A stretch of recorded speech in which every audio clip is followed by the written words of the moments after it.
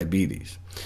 And saturated fat isn't just toxic to the pancreas. The fats found predominantly in meat and dairy, chicken and cheese are the two main sources in the American diet, are almost universally toxic, whereas the fats found in olive nuts and avocados are not.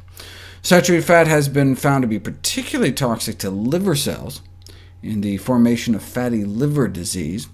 You expose human liver cells to plant fat, and nothing happens. Expose liver cells to animal fat, and a third of them die. This may explain why higher intakes of saturated fat and cholesterol are associated with non-alcoholic fatty liver disease.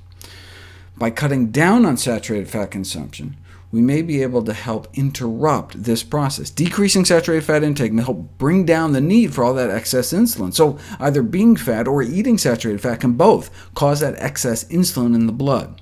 The effect of reducing dietary saturated fat intake on insulin levels is substantial, regardless of how much belly fat we have. And it's not just that by eating fat we may be more likely to store it as fat. Saturated fats, independently of any role they have of making us fat, may contribute to the development of insulin resistance and all its clinical consequences. After controlling for weight and alcohol and smoking and exercise and family history, diabetes incidence was significantly associated with the proportion of saturated fat in our blood. So what causes diabetes? The consumption of too many calories rich in saturated fats. Now, just like everyone who smokes doesn't develop lung cancer, everyone that eats a lot of saturated fat doesn't develop diabetes. There's a genetic component.